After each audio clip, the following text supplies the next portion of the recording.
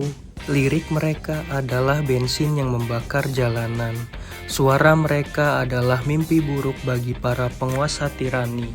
Mereka adalah simbol perlawanan para pemberontak tanpa rasa takut yang menaruh nyawa mereka di ujung senar gitar. Tapi hari ini, sang singa jalanan itu seolah sudah jinak. Alih-alih merilis album yang menguliti kebobrokan sistem, pahlawan masa muda kita ini lebih memilih menyindir halus lewat cuitan di aplikasi X. Terkesan abu-abu, terkesan main aman. Fenomena ini bukan cuma terjadi pada Iwan Fals, tapi hampir semua musisi beraliran keras di seluruh dunia. Semakin menua, taring mereka semakin tumpul. Banyak penggemar fanatik yang marah dan berteriak, mereka sudah dibeli penguasa, mereka menjual idealisme. Benarkah begitu? Di episode Nuansa Distorsi kali ini, kita tidak akan menyalahkan pemerintah. Kita akan membedah realita pahit di dalam kepala sang musisi. Ini adalah anatomi psikologis tentang bagaimana idealisme masa muda pada akhirnya harus tunduk pada kejamnya usia.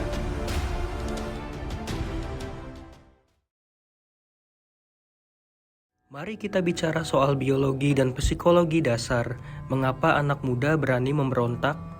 Di usia 20-an, otak manusia dibanjiri oleh testosteron, dopamin, dan ego pembuktian diri yang meledak-ledak.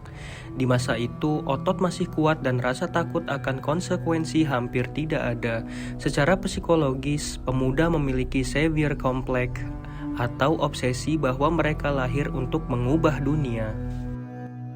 Tapi masuklah usia paruh baya, struktur otak berubah, lonjakan hormon mereda, dan yang terpenting, prioritas hidup bergeser secara radikal.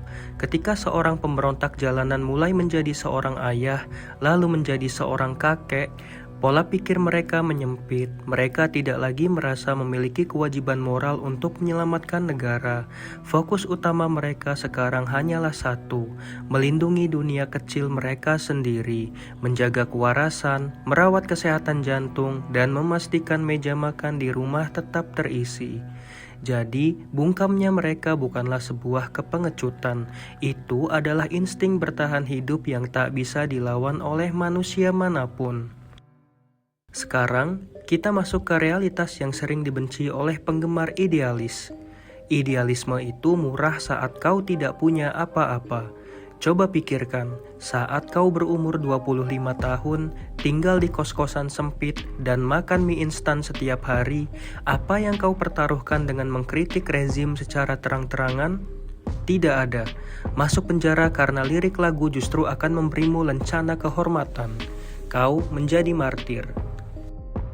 Tapi bagaimana jika usiamu 60 tahun, kau punya rumah miliaran rupiah, label rekaman yang menggaji puluhan karyawan, anak yang sedang kuliah di luar negeri, dan istri yang menuntut kedamaian di masa tuanya? Tiba-tiba risikonya menjadi terlalu mahal.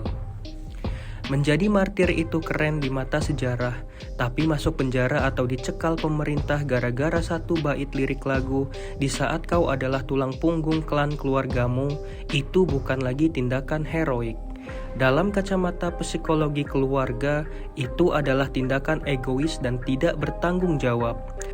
Kenyamanan finansial yang mereka capai dengan darah dan keringat di masa lalu, kini menjadi penjara emas yang membungkam mulut mereka sendiri.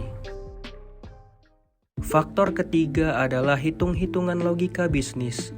Ingat, musisi adalah seniman, tapi mereka juga produsen. Di era kaset dan CD tahun 80 atau 90-an, sebuah lagu protes bisa menjadi anthem nasional karena media saat itu terpusat. Ketika Iwan Fals bernyanyi, seluruh Indonesia mau tidak mau mendengarkan. Sekarang, perhatikan industri musik kita. Kau menghabiskan waktu berminggu-minggu di studio, membakar uang puluhan juta untuk produksi, dan mengambil risiko dibully buzzer politik.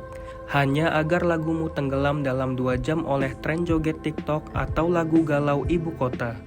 Pasar tidak lagi mencari musik untuk merenung. Pasar mencari musik untuk healing atau konten jedak-jeduk.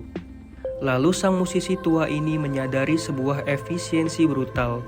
Mengapa harus berdarah-darah merilis lagu perlawanan kalau efek yang sama bisa aku dapatkan hanya dengan mengetik satu kalimat satir di Twitter?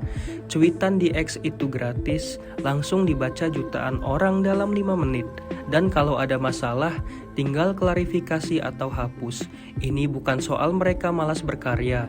Ini soal adaptasi pragmatis di tengah era kebisingan digital yang sudah tidak lagi menghargai substansi. Namun, percayalah, di dalam kepala mereka ada perang batin yang tidak pernah kita lihat. Musisi-musisi legend ini tahu persis bahwa penggemar lama mereka kecewa. Mereka sadar ada cap pengecut atau cari aman yang ditempelkan di punggung mereka.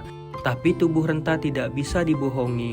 Mereka tidak lagi punya energi untuk memimpin barisan demonstran. Sebagai bentuk kompromi terakhir antara sisa-sisa idealisme dan realita usia, mereka mengubah cara komunikasi. Mereka membuang distorsi yang keras dan menggantinya dengan ironi. Mereka menukar teriakan makian dengan sindiran elegan.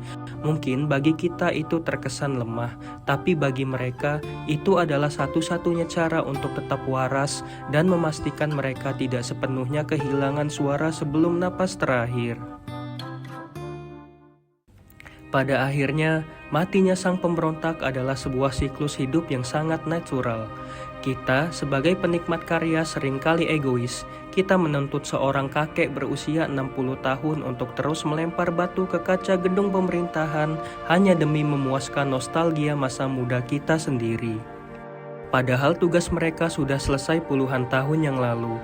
Sekarang, giliran generasi baru yang harus mengambil gitar dan berteriak. Jika musisi idola kalian sekarang lebih sibuk mengurus kebun, menimang cucu, atau sekedar shit posting satir di X, biarkan saja. Mereka sudah membayar harga yang pantas di masa lalu untuk bisa menikmati kedamaian di masa sekarang. Bagaimana menurut kalian? Apakah kalian setuju bahwa idealisme pada akhirnya pasti akan mati di tangan usia dan tagihan kehidupan? Atau musisi legend ini memang sudah menyerah pada sistem yang korup? Tuangkan analisis paling tajam kalian di kolom komentar. Ini Nuwa Distorsi.